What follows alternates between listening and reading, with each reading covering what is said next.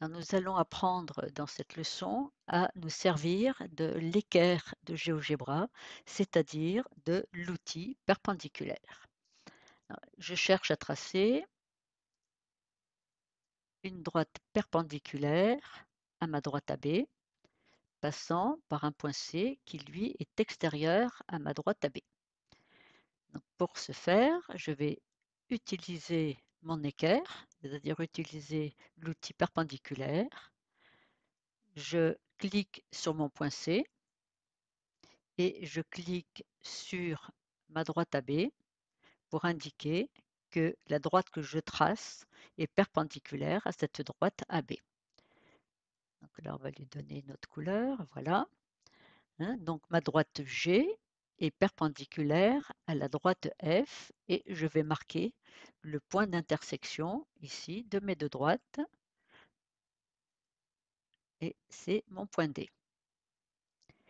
Si je déplace mon point C, donc ma perpendiculaire se déplace en même temps et en même temps le point D se déplace puisque ce point D est dépendant de ma droite G et de ma droite F. Mon point D se déplace sur la droite F et il se déplace en même temps que je déplace ma droite G qui est la droite qui reste perpendiculaire à ma droite F.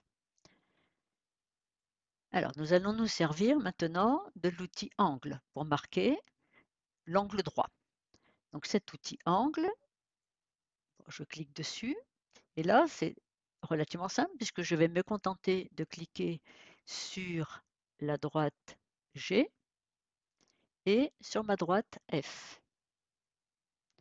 Vous voyez que GeoGebra me trace un angle qui est de couleur verte et il lui donne un nom et une valeur.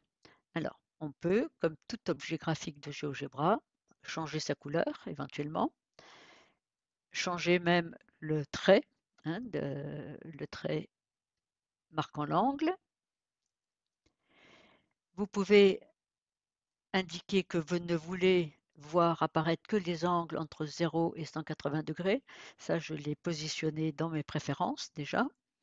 Et puis là, on va faire afficher uniquement la valeur, ce qui gagne un petit peu de place ici sur ma figure. Donc voilà mon angle de 90 degrés. Alors, j'aimerais peut-être mesurer maintenant aussi l'angle. On va tracer le segment AC. Voilà.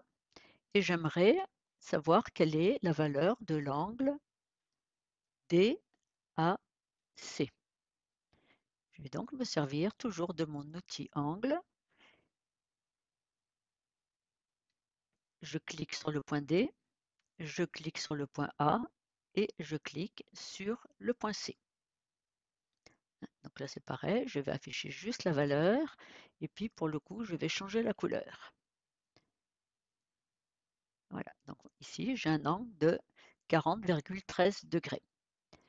Alors, pour utiliser cet outil de mesure d'angle, le deuxième point sur lequel vous allez cliquer, c'est toujours le sommet de l'angle. Donc là, j'aurais pu faire CAD ou DAC, c'est la même chose, sachant que le deuxième point sur lequel je clique, c'est le sommet de mon angle. Si maintenant je veux savoir quel est l'angle ACD, eh bien je vais faire la même chose en partant de A, mon point C et mon point D. Donc je sélectionne mon angle. Alors je peux de la même façon changer sa couleur. Voilà.